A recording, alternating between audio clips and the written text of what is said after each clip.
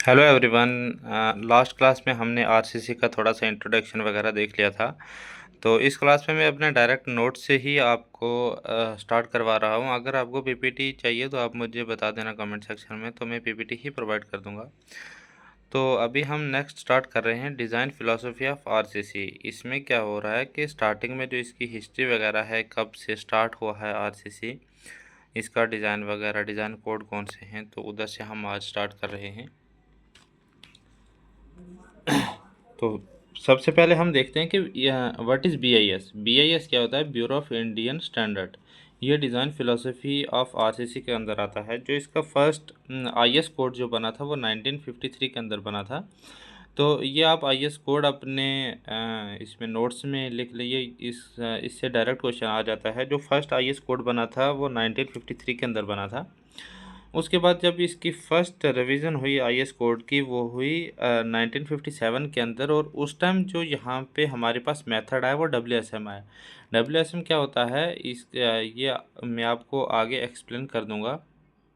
ये working stress method होता है और ये कहाँ कहाँ पे यूज़ होता है, आज यूज़ होता है नहीं होता, और किस कौन सा स्ट्रक्चर डिज़ाइन करने के लिए ये यूज़ होता है, ये अभी हम आगे देख लेंगे। इसकी जो सेकंड रिवीजन हुई थी हमारे पास, वो हुई थी 1964 के अंदर। उस टाइम हमने डब्ल्यूएसएम को चेंज करके यूएलएम पे शिफ्ट किया था, अल्टीमेट लोड मेथड के ऊपर। और जो थर्ड रिवीजन हमारे पास हुई थी वो 1978 के अंदर हुई थी। उस टाइम हम लास्ट जो हमारा आज भी ये मेथड यूज़ हो रहा है वो एलएसएम आ गया, लिमिट स्टेट मेथड। ये 1978 के अंदर हमारे पास आ गया था, जो कि लेटेस्ट आईएस कोड है आरसीसी का इंडिया के अंदर। और जो आज हमारे पास इसी की एलएसएम की जो नेक्स्ट अमेंडमेंट हुई थी वो फोर्थ अमेंडमेंट में आईएस 456/2000 हमारे पास आज अवेलेबल है, जो कि हम यूज़ करते हैं अपने डिज़ाइन के लिए। नेक्स्ट हम अपने जो हमारे पास मेथड्स हैं जो हमने अभी देखे, डब्ल्यूएसएम, यूएलएम और एलएसएम, तो इनको स्टार्ट करते हैं, इनको अंडरस्टैंड करते हैं डिटेल के अंदर।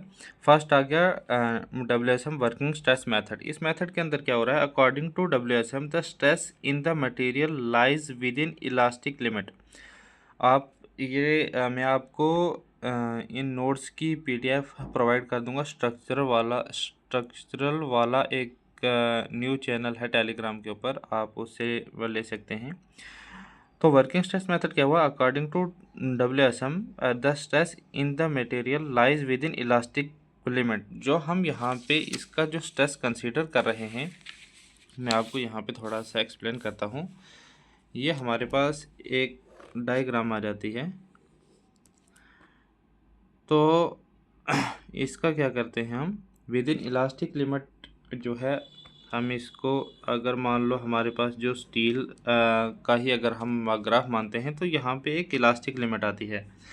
तो यहाँ पे हम यहाँ पे अल्टीमेट आता है और यहाँ पे फ्रैक्चर आता है और यहाँ पे अल्टीमेट आता है कहीं पे।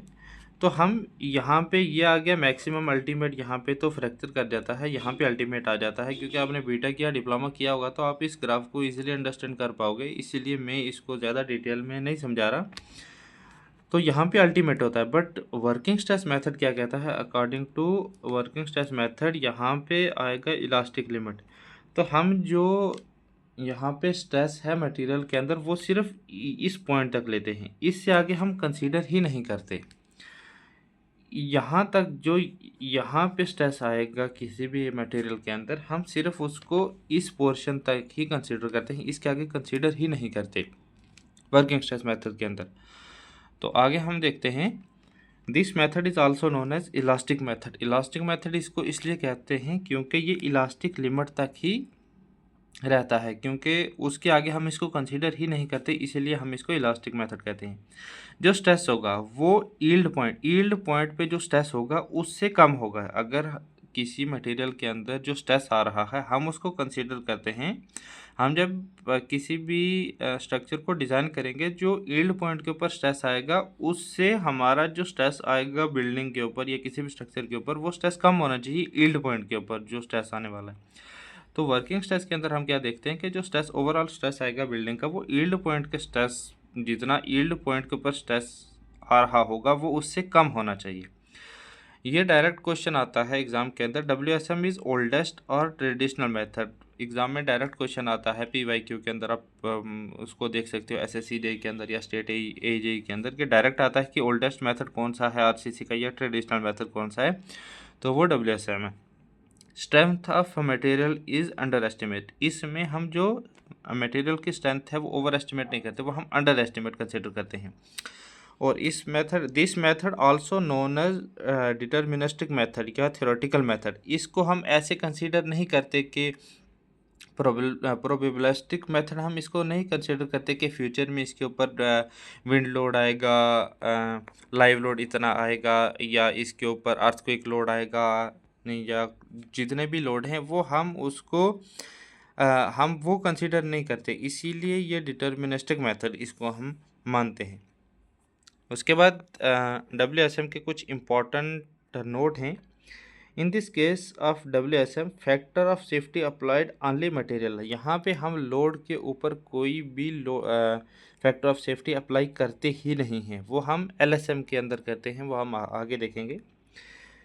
जो कंक्रीट के लिए है, बेंडिंग के अंदर फैक्टर ऑफ सेफ्टी हम 3 लेते हैं, डायरेक्ट कंप्रेशन के अंदर 4 लेते हैं, और स्टील के अंदर 1.7 to 1.8 लेते हैं। ये वैल्यू आप डायरेक्ट आपको याद रखने हैं, क्योंकि डायरेक्ट एग्ज़ाम में आते हैं। ऐसे कुछ डिज़ाइन का क्वेश्चन तो नहीं आएगा, बट ये डायरेक्ट फैक्टर ऑफ सेफ्टी की वैल्यू पूछ लेगा।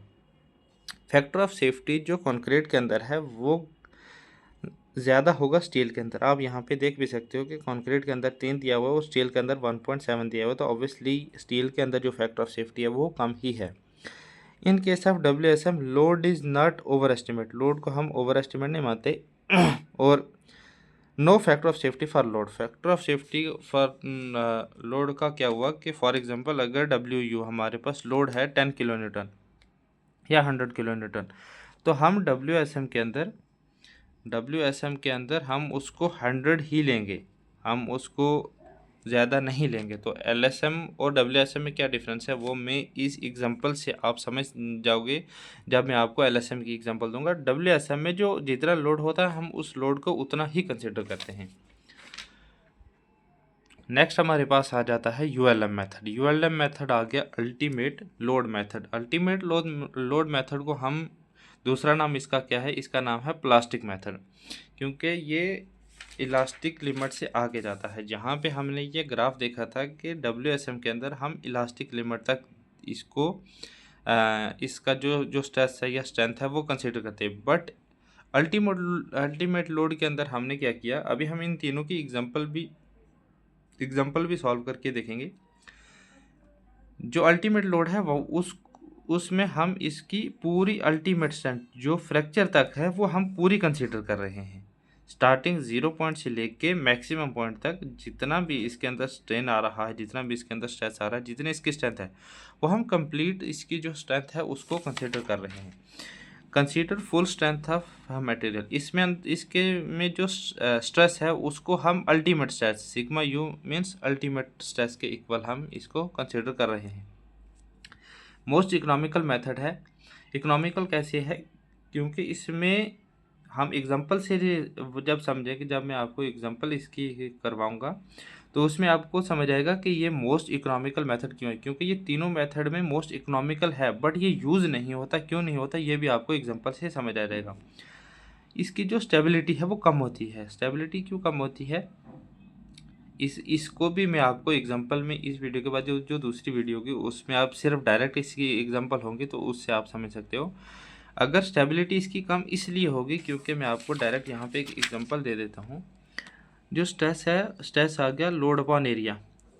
जो एरिया है वो इन्वर्सली प्रोपोर्शनल है। Stress is inversely proportional to area.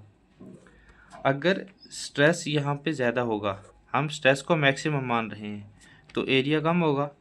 अगर स्ट्रेस मैक्सिमम हुआ तो एरिया कम होगा, तो उस केस के अंदर क्या होगा, जो क्रॉस सेक्शन होगा या जो साइज़ होगा मेंबर का वो हमारे पास बहुत कम हो जाएगा, बहुत ज़्यादा कम हो जाएगा, क्योंकि हम स्ट्रेस को मैक्सिमम ले रहे हैं। तो उस केस के अंदर अगर एरिया कम हो रहा है तो स्टेबिलिटी कम हो जाएगी और सेफ्टी भी बहुत ज़्यादा कम हो जाएगी। अगर स्टेबल ही नहीं है स्ट्रक्चर तो सेफ्टी तो बिल्कुल ही कम हो जाएगी।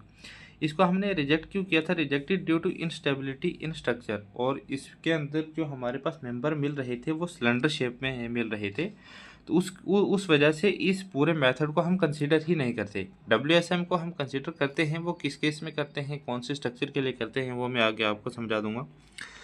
उसके बाद लास्ट जो हमारे पास मेन जो आज भी मोस्टली यूज़ हो रहा है वो हो रहा है limit state method, LSM। LSM के अंदर क्या आता है? Also known as probabilistic method. Probabilistic method इसको हम कहते हैं।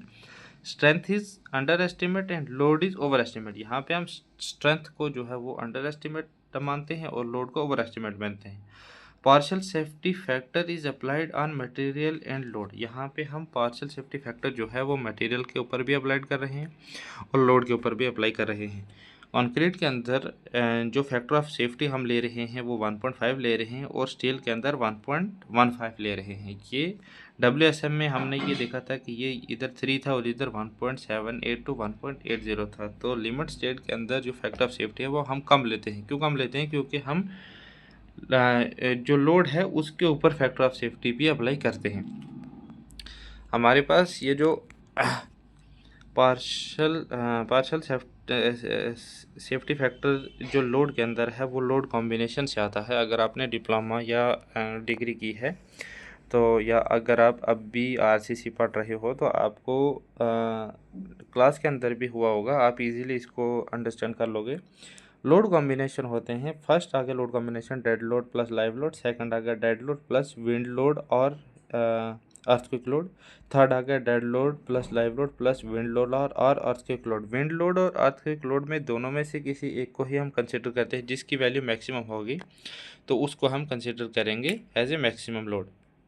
तो लोड कॉम्बिनेशन क्या है? हमारे पास दो क्राइटेरिया होते हैं। लिमिट स्टेट ऑफ कोलैप्स होता है एक, और दूसरा होता है limit state of serviceability. Serviceability होता है फॉर लॉन्ग लाइफ और लिमिट स्टेट ऑफ कोलैप्स होता है सेफ्टी के लिए कि वो कोलैप्स ना कर जाए। तो हमारे पास जो लिमिट स्टेट ऑफ कोलैप्स के अंदर आते हैं उनको हम पहले देख लेते हैं। लिमिट स्टेट ऑफ कोलैप्स के अंदर आगे हमारे पास ये आते हैं dead load, live load, wind load और अर्थक्वेक लोड। तो डेड लोड और लाइव लोड के लिए 1.5 इंटू 1.5 हम लेते हैं। Dead load plus wind load और अर्थक्वेक लोड के लिए 1.5 और 0.9। ये 0.9 किस केस में लेते हैं ये मैं आपको नेक्स्ट पेज के ऊपर समझाता हूँ। लाइव लोड तो इस कॉम्बिनेशन में है नहीं तो उसको वो होगा 0। तो विंड लोड और earthquake load 1.5, dead load, live load या अर्थक्वेक लोड और विंड लोड ये सबको हम 1.2, 1.2, 1.2 लेते हैं। इसको हम एग्जांपल से समझेंगे, इजीली आपको समझ आ जाएगा। नेक्स्ट आ गया लिमिट स्टेट ऑफ सर्विसेबिलिटी। इसके अंदर हम 1.1 इंटू 1.1 लेते हैं और नेक्स्ट के अंदर 1.1 नहीं है ये, इसके अंदर डेड लोड 1 लेते हैं, लाइव लोड 1 लेते हैं और विंड लोड और अर्थक्वेक लोड तो कुछ नहीं होगा। सेकंड के अंदर 1 और इसके अंदर 1 और थर्ड के अंदर 1, 0.8। यहाँ पे एक नोट है, ये डायरेक्ट एग्जाम के अंदर आ सकता है कि वैल्यू ऑफ कोलैप्स, जो value of limit state of collapse के अंदर जो वैल्यू हैं वो ज़्यादा है लिमिट स्टेट ऑफ सर्विसेबिलिटी से। ये आप इस टेबल को देख के भी अंडरस्टैंड कर सकते हो। ये साइड थोड़ी सी आपके लिए ज़्यादा इम्पोर्टेंट हो जाती है क्योंकि यहाँ से एक नंबर का क्वेश्चन तो डायरेक्ट आने का 100% चांस है। और ये अगर कोई डिप्लोमा या डिग्री कर रहा है तो वहाँ पे भी एक थ्योरेटिकल क्वेश्चन आता है। पहले हम इस नोट को देख लेते हैं। इन case of sliding and overturning, sliding और ओवरटर्निंग के केस में जो लिमिट स्टेट ऑफ कोलैप्स के अंदर 0.9 वैल्यू थी वो 0.9 लेते हैं डेड लोड की वैल्यू अगर स्लाइडिंग और ओवरटर्निंग की वैल्यू है। उसके बाद हम नेक्स्ट देखते हैं limit state method. Limit state method के अंदर दो चीज़ें आती हैं जो हमने अभी लास्ट टेबल देखा, limit state of collapse and limit state of serviceability.